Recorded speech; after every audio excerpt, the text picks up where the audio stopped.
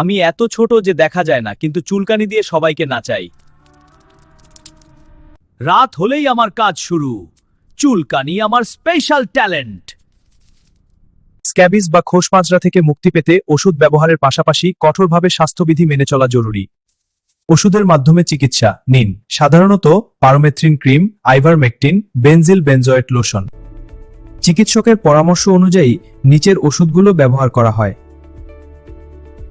Cream বা lotion 5% permethrin. Cream স্ক্যাবিসের প্রধান চিকিৎসা হিসেবে কাজ করে।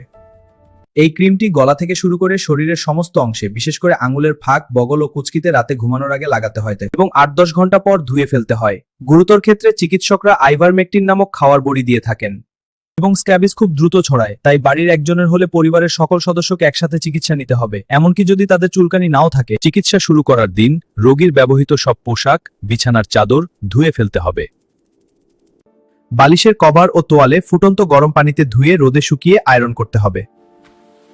সুস্থ হওয়া পর্যন্ত আক্রান্ত ব্যক্তির সাথে সরাসরি শারীরিক স্পর্শ বা একই বিছানা শেয়ার করা থেকে বিরত থাকুন।